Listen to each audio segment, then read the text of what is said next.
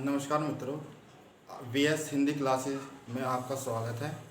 पिछली कक्षा में हमने भारतेंदु हरिश्चंद्र के नाटकों और अन्य गद्य रचनाओं के बारे में पढ़ा था।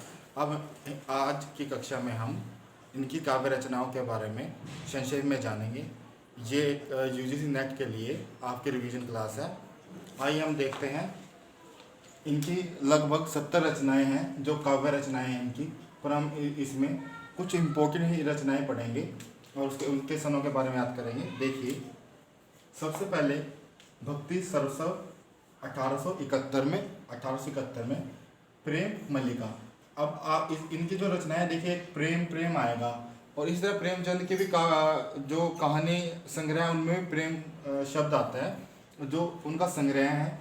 तो आपने ये ध्यान रखना है। प्रेम मल्लिका, देखिए नम मल्लिका आ गया, प्रेम से मल्लिका, प्रेम माधुरी है, जैसे देखा ना, प्रेम जो प्रेम कर रहा है माधुरी से कर रहा है, प्रेम मल्लिका से कर रहा है, ऐसे याद कर लेना है।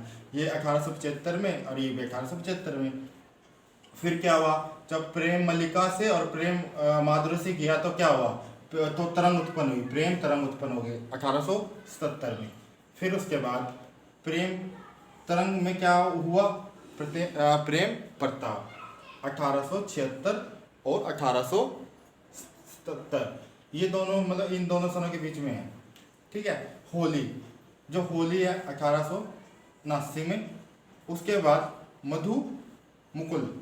अब जब प्रेम प्रेम प्रेम हुआ, फिर क्या, होली का त्यौहार आ गया। हमें ऐसे याद रख लेना। प्रेम माधुरी, प्रेम मल्लिका, प्रेम तरंग, प्रेम प्रताप, इनके जो सब संग्रह हैं उनमें प्रेम से ही संबंधित है सब। अब उसके राग संग्रह है इनके 1880 में। यहाँ पे मधु मुकुल था, मधु मधु जैसे माँ, तो 1881। अब राग संग्रह 1880 वर्षा विनोद, ये लावनी शैली में लिखा गया, जो महाराष्ट्र में लावनी पद्धति है उसमें लिखा गया है। वर्षा विनोद 1880 में।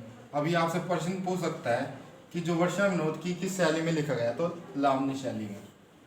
अब आगे देखिए, विनय प्रेम 50।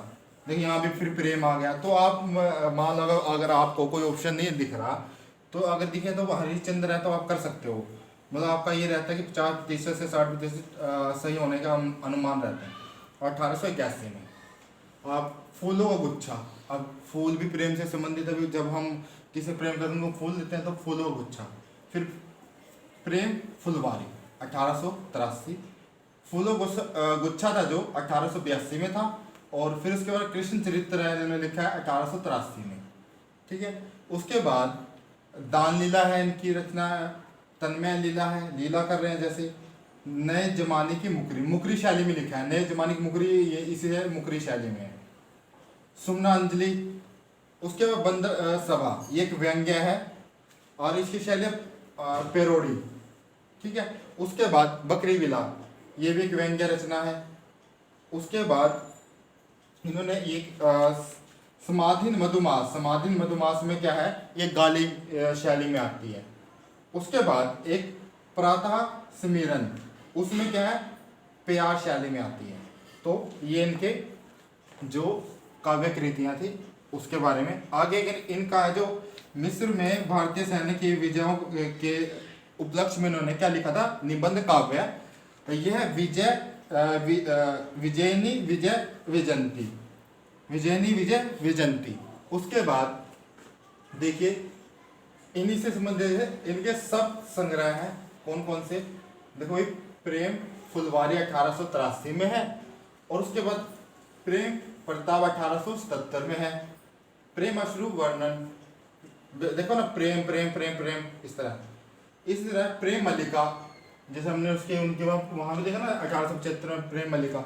तो जैसे ये क्या है 1871 में ये संग्रह है, इसके अंदर प्रेम मल्लिका जो है काव्य होगा, मतलब कविता होगी। प्रेम तरंग 1877 में।